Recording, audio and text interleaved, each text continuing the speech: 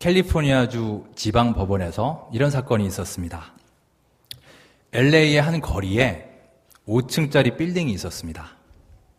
참 공교롭게 그 빌딩의 2층에는 한인 교회가 있었고요. 그 같은 건물 지하에는 술집이 있었습니다.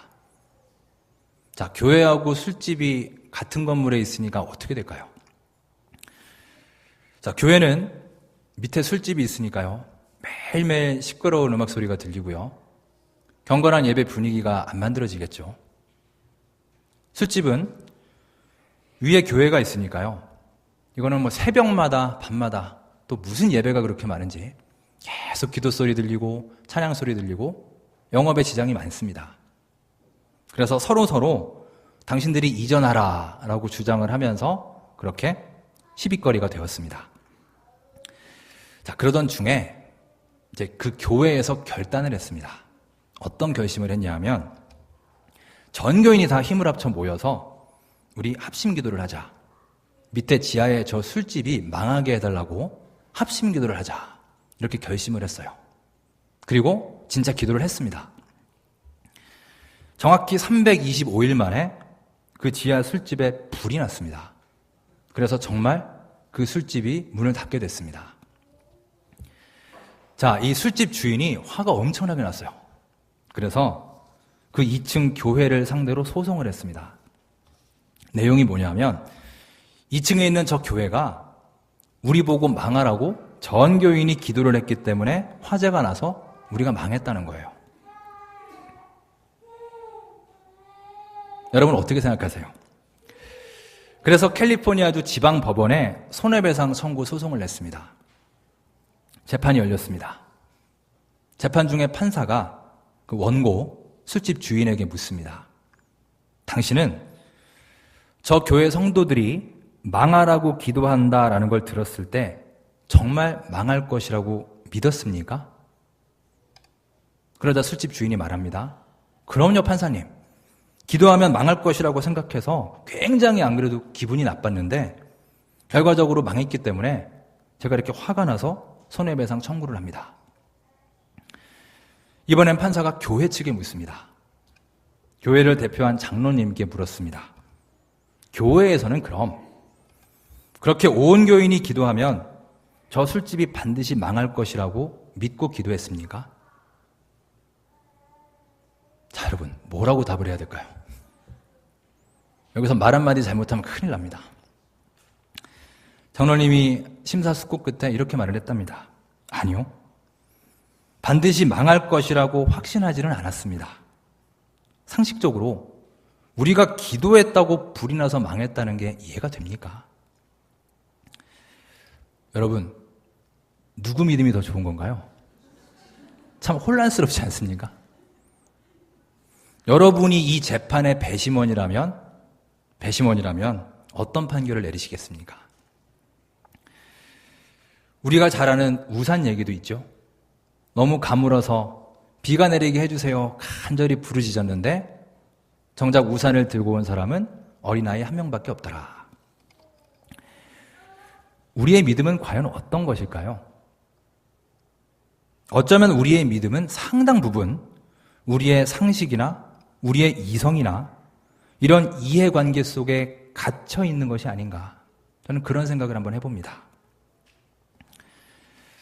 오늘 본문의 사건은 이스라엘 백성들이 하나님의 법궤를 옮기면서 일어난 사건입니다. 이스라엘의 법궤는 블레셋 민족에게 뺏겨서요. 거의 70년 동안 다른 곳에 있었습니다. 그리고 다윗이 그 법궤를 예루살렘으로 옮기려고 하고 있습니다. 자, 그런데 법궤를 어떻게 옮기느냐 하면 수레를 통해서 수레에 실는 방법으로 옮기고 있습니다. 자, 여호와 하나님의 법궤를 다시 찾는 날입니다. 얼마나 기쁜 날입니까? 국가적인 축제가 벌어졌습니다. 수금과 거문고와 심벌즈, 꽹가리 모든 악기를 다 사용해서 축하를 합니다. 춤을 추고 노래를 부르면서 아주 큰 축제가 벌어졌어요. 자, 그런데 그 기쁜 축제의 자리에서 아주 희한한 일이 일어납니다. 자, 어떤 일이 있었는지 우리 6절 말씀을 다시 한번 읽어보겠습니다. 6절 다시 한번 읽겠습니다. 시작. 그들이 나곤의 타작마당에 이르러서는 소들이 뛰므로 웃사가 손을 들어 하나님의 궤를 붙들었더니. 아멘. 법궤를 옮기는 과정에서 나곤의 타작마당이라는 데서 갑자기 소들이 펄쩍펄쩍 뛴 겁니다. 그래서 그 법궤를 실은 수레가 흔들리고 기우뚱하게 됐죠. 그 수레가 쓰러질 것 같았습니다. 그래서 이제 웃사라고 하는 사람이 있었는데 그 사람이 이 운반의 책임자였습니다. 그래서 그가 손을 들어서 그 법궤가 쓰러지는 것을 막았습니다. 손으로 받쳤습니다. 자, 이 사건을 가만히 보세요. 소들이 뛰었고 수레가 넘어지려고 하니까 법궤가 넘어지지 않도록 그가 손으로 잡은 겁니다. 뭐가 잘못됐습니까? 책임자로서 하나님의 법궤를 안전하게 유지하도록 쓰러지지 않게 잡은 겁니다.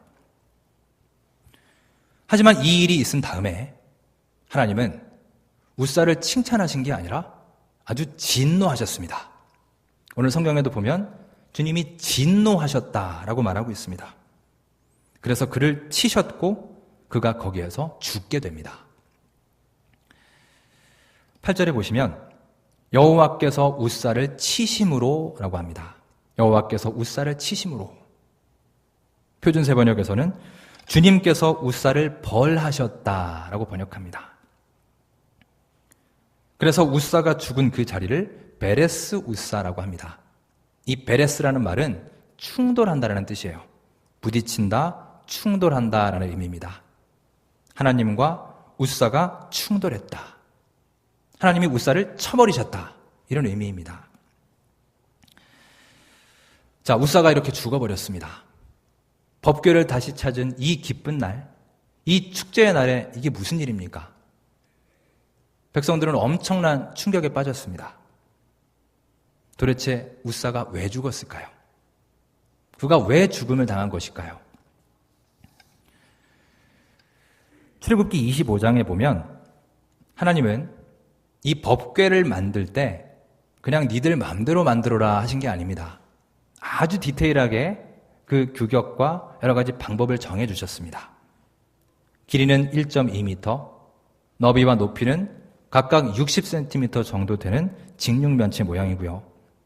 조각목으로 채를 만들어서 금으로 싸고 이 채를 고리에 묶어서 사람이 어깨에 맬 수 있도록 만든 게 바로 법궤입니다.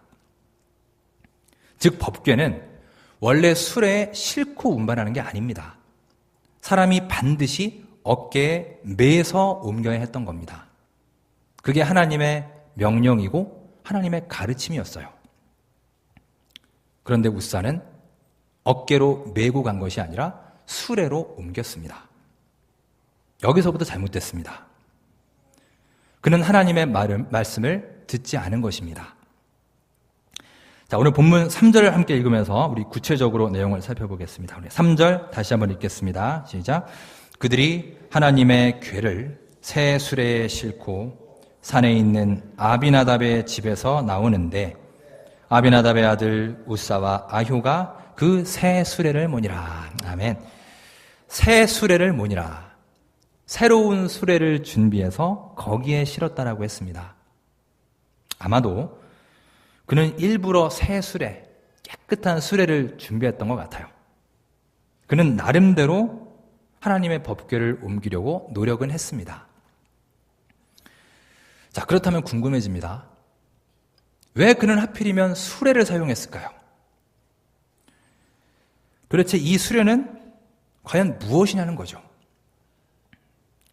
수레와 그 수레를 끄는 소는 한마디로 말하면 농경 문화의 산물입니다. 농경 문화. 이스라엘 백성들의 문화가 아닙니다. 아시는 것처럼 이스라엘은 유목민입니다. 한 군데 정착하는 민족이 아니라 계속해서 더 좋은 목초지를 찾아 유랑하는 민족이었습니다.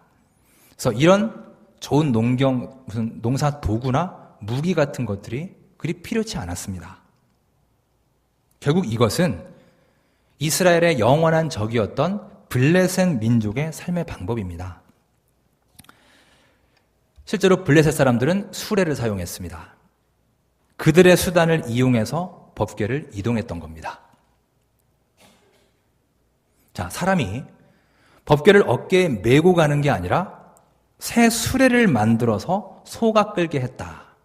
이것은요, 당시 이스라엘에서는 정말 획기적인 일입니다. 엄청난 혁신입니다. 그동안에는 상상조차 할 수 없었던 일입니다. 최신 문화고 첨단 기술입니다. 얼마나 편해졌는지 모릅니다. 이 문화와 첨단 기술을 그들이 받아들인 거예요. 그리고 그것을 하나님의 방법에 사용했습니다. 하나님께 물어보지도 않고 하나님이 허락하신 것도 아닌데 자기 임의대로 하나님의 방법을 따르지 않았습니다. 하나님은 바로 이것을 용납하지 않으신 것입니다. 우리는 지금 최첨단 과학 시대에 살고 있습니다.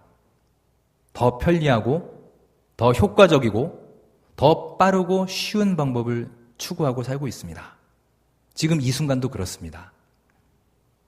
하지만 여러분, 오늘 본문은 이런 편리함과 합리성이라고 하는 것이 자칫 우리 생활에 큰 장애물이 될 수 있다는 것을 우리에게 보여줍니다. 저는 하나님이 현대 문화를 배격한다고 생각하지 않습니다. 싫어하신다고 생각하지 않습니다. 편리한 문화를 받아들이는 것이 비신앙적이다라고도 생각하지 않습니다. 문제는 우리가 이런 문명의 이기를 사용을 하면서 자꾸만 신앙생활의 근본을 잃어버린다는 데에 있습니다. 더 적나라하게 말하면 우리가 자꾸만 게을러진다는 겁니다. 스마트폰 많이 쓰시죠? 저도 스마트폰 씁니다. 얼마나 편리한지 모릅니다. 그 안에 성경, 찬송가 다 들어있고요. 성경도 영어, 헬라어, 히브리어까지 다 들어있습니다. 좋은 설교, 은혜로운 찬양 얼마든지 들을 수 있습니다. 잘만 활용하면 정말 좋은 신앙의 도구입니다. 우리 교회 정도의 규모만 돼도요. 한번 보세요. 예배 시간에 스크린으로 예배 순서 다 나옵니다. 모든 찬양의 악보까지 다 나옵니다.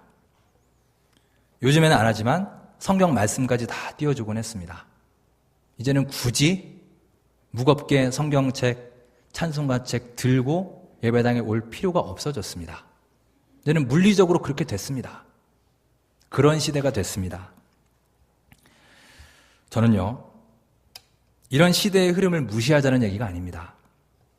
다만 우리가 예전같이 정말 아날로그 시대에 다 같이 모여서 그랬잖아요. 매직으로 그 음표 하나씩 그리고요.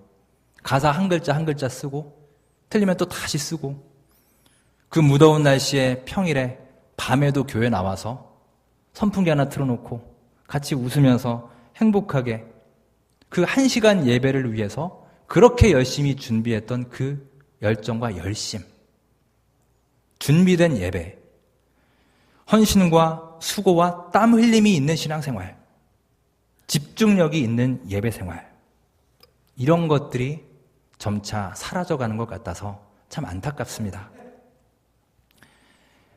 여러분을 비판하려고 하는 말이 아니라 어쩌면 이것은 저 자신을 향한 말이기도 합니다. 스스로 느낍니다. 참 게을러졌구나.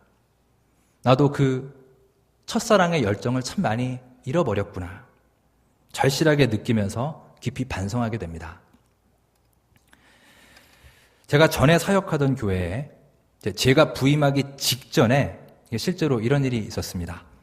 담임 목사님께서 이제 저에게 신신당부를 하시면서 이런 얘기를 해주셨습니다.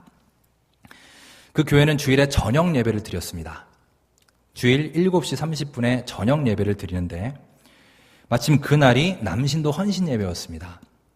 그래서 설교만 목사님이 하시고 다른 모든 순서는 다 이제 남신도 회원들이 준비를 하는 그런 예배였습니다. 헌신 예배라 특별히 외부에서 강사 목사님을 초청해서 말씀을 들었습니다. 자, 강사 목사님이 토요일에 교회로 전화를 주셨습니다. 이제 주보를 만들어야 되니까 성경 제목하고 본문을 알려주셨습니다. 자, 그 교회는 사무원이 있었습니다. 그래서 원래 이렇게 전화를 받고 주보를 만드는 작업을 사무원이 그때까지 했었어요. 그런데 마침 그 전화 주셨을 때 사무원이 외출을 했습니다. 그래서 마침 거기에 있던 여 전도사님이 그 전화를 받았어요. 본문을 얘기해 주셨습니다. 본문이 이사야 6장 1절부터 7절이었습니다. 자, 그럼 전도사님이 이제 메모를 해놓는데 그냥 이사야 6장 1절부터 7절 이렇게 적었으면 아무 문제가 없는데 우리가 이제 성경 약자를 많이 쓰잖아요. 옛날에는 특히 그랬죠. 그래서 뭐 마태복음은 마, 고린도전서는 고전 뭐 이런 식으로 썼습니다. 그리고 그 당시 교회 주보에는 그렇게 약자로 본문이 나갔어요. 그래서 전도사님이 이사야 6장을 이사야가 약자로 뭐죠? 네, 4죠, 4. 4, 6장 1에서 7 이렇게 딱 써놓은 거예요. 조금 있다가 사무원이 들어왔습니다. 이제 그렇게 메모가 되어 있었어요. 그래서 주보에다가 그대로 적었습니다. 좀 있다가 성경 봉독을 맡은 집사님이 사무원에게 전화를 했습니다. 내일 본문을 좀 알려달라고 전화를 했습니다. 자, 주보에는 그렇게 약자로 적었는데 이렇게 알려드릴 때는 약자로 알려드릴 수가 없잖아요. 그래서 풀네임으로 알려드려야 되는데 사무원이 잘 모르면은 좀 물어보든가 찾아보면 되는데요. 그냥 아무 생각 없이 이 4, 6장 1절에서 7절을 사도행전 6장 1절부터 7절이라고 알려드렸어요. 자, 이제 여기서부터 사건이 시작됩니다. 당연히 그 집사님은 성경 봉독을 사도행전을 준비했겠죠. 또 방송실을 담당하시는 집사님이 있었는데 그분은 교회에 직접 와서 주보를 가져갔습니다. 그리고는 파워포인트로 이제 성경 본문을 치는데 본문에 4, 6장 이렇게 되어 있으니까요. 또 그 집사님은 아무 생각 없이 사사기 6장을 친 거예요. 그렇게 각각 준비를 했습니다. 각각. 드디어 주일 저녁 예배 시간이 됐습니다. 성경 봉독하러 딱 집사님이 올라와서 읽는데요. 이게 어떻게 됐을까요? 집사님이 아까 제가 얘기한 것처럼 오늘 우리에게 주신 하나님 말씀은 사도행전 6장 1절부터 7절입니다. 이렇게 한 거죠. 옆에 목사님은 이사야 말씀을 준비하셨고요. 위에 스크린에서는 사사기가 나오고 있습니다. 이때부터 이제 예배가 난리가 났습니다. 강사 목사님은 그거 아니라 그러고 집사님은 당황해서 스크린을 보니까 사사기가 떠 있죠. 사사기를 막 찾는데 그것도 아니라고 합니다. 자, 수습은 어떻게 됐지만 이 예배 시간에 이런 일이 일어나면 어떻게 성도님들이 집중할 수 있겠습니까? 아주 산만한 예배가 되고 말았습니다. 이 예배가 끝나고요. 모든 목회자들이 다 긴급 회의를 했습니다. 도대체 왜 이런 일이 일어났는가 이제 평가를 하고 분석을 했습니다. 그때 나왔던 얘기들이 이렇습니다. 일단 그 전도사님이 전화를 받아서 메모를 할 때 이사야 6장이라고 풀네임으로 적었다면 어땠을까? 비록 주보에는 약자로 나가지만 그래도 사무원이 전화로 알려드릴 때 그런 실수는 하지 않았을 것이다. 이런 의견도 있었고요. 사무원이 본문을 알려드릴 때 한 번만 좀 생각하고 찾아보고 알려드렸으면 또 어땠을까? 성경 봉독하는 집사님도 전화를 할 게 아니라 한번 교회에 직접 와서 주보를 가지고 가셨으면 혹시 알 수도 있지 않았을까? 방송팀 집사님도 미리 물어보거나 찾아봤다면 적어도 스크린에 사사기를 띄우지 않았을 것이고요. 무엇보다 예배 전체를 관장하는 목회자가 한 명 있었다면, 그래서 이것저것을 맞춰봤다면 그런 일이 안 생겼겠죠. 이런 여러 가지 분석이 나왔어요. 하지만 어느 누구도 이 예배를 위해서 충분히 준비되고 수고한 사람이 한 명도 없었던 겁니다.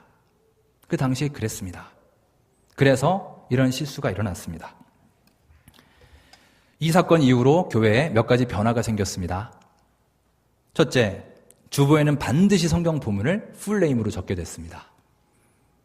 그리고 목회자 한 명이 반드시 그 전날 주보와 방송실 또 파워포인트 여러 가지 것들을 꼼꼼하게 챙기고 준비하게 됐고요. 그 사건 이후로 이제 주보를 사무원이 하지 않고 목회자가 하게 되었습니다. 그 주보를 처음 만든 목회자가 바로 저입니다. 제가 가기 직전에 그렇게 딱 해놨더라고요. 여러분, 어쩌면 하나님의 뜻은요, 우리에게 말씀하시는 하나님의 뜻은 때때로 내가 알고 있는 지식이나 경험에 비추어 볼 때 전혀 얼토당토 않고요, 정말 비합리적으로 보일지 모릅니다. 그럴 수 있습니다. 더군다나 우리는 얼마나 똑똑해졌습니까? 수많은 정보를 얻고 많은 지식을 얻게 됐습니다. 성경에서 말하는 하나님의 가르침이 현실과 너무나 안 맞는구나. 너무나 고리타분하구나. 이것은 나에게 안 맞는 얘기구나 여겨질 수 있습니다. 우사는 법궤를 어깨에 매지 않고 수레에 싣고 갔습니다. 왜 수레에 싣고 갔을까요? 물어보나 마나 아닙니까?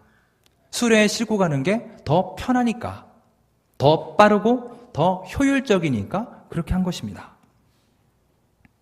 하지만 여러분, 오늘 본문이 우리에게 메시지를 줍니다. 우리 주 하나님이 정말 중요하게 여기시는 것이 무엇인가? 하나님은 우리의 무엇을 보시느냐? 그것은 바로 우리의 지식과 경험이 아니라, 우리의 효율성에 있는 게 아니라 바로 주님의 말씀을 따르고 순종하는 그 겸손의 자세임을 믿으시기 바랍니다. 우사가 택했던 방법은 비록 효율적이고 합리적이었는지는 모르지만 결정적으로 그것은 하나님의 방법이 아니었습니다. 하나님의 방법은 편리한 도구에 있는 게 아닙니다. 고핫 자손이 어깨에 법궤를 메고요, 땀을 뻘뻘 흘리면서 그렇게 한 걸음씩 한 걸음씩 힘겹게, 정말 고지식할 정도로 가장 힘들고 가장 원시적이고 가장 원초적인 방법으로 그렇게 끌도록 하셨던 겁니다. 그게 하나님의 방법이었습니다. 하나님이 모르셨을까요? 수레라는 방법이 있다는 것 모르셨을까요? 수레를 쓰면 훨씬 더 효율적이고 빨리 쉽게 할 수 있다. 이거를 모르셔서 어깨에 메고 가라고 하셨을까요? 사랑하는 여러분, 중요한 진리가 여기에 있습니다. 우리가 더 깊은 하나님의 은혜를 체험하기 위해서는 우리는 법궤를 이렇게 어깨에 메고 가는 땀 흘리는 수고가 있어야 한다는 것입니다. 왜 우리는 수고하지 않으면서 은혜 받으려고 합니까? 왜 하나님이 하라는 대로 순종하지는 않으면서 내 방법대로, 내 좋은 대로 신앙생활 하면서 하나님이 은혜를 안 주신다고 불평하십니까? 왜 낙담하십니까? 우리 신앙생활에 정말 중요한 것은 머리를 써서 편리한 방법을 짜내는 것이 아니라 하나님의 말씀대로, 하나님의 방법대로 무릎이 저리도록 하나님 앞에 간절히 무릎 꿇고 부르짖어 기도하는 영적인 수고와 땀 흘림에 있음을 기억하시기 바랍니다.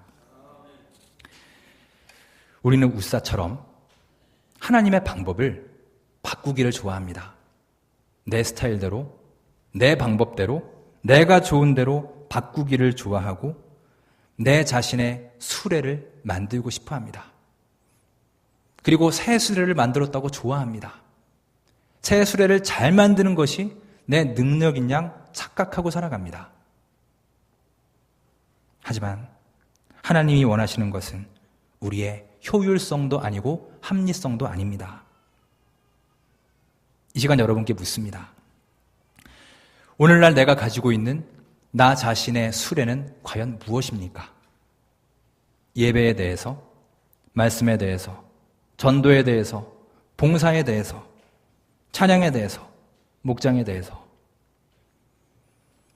나는 과연 하나님이 명하신 그 말씀을 얼마나 정확하게 지키고 얼마나 그 말씀에 순종하며 살아가고 있습니까?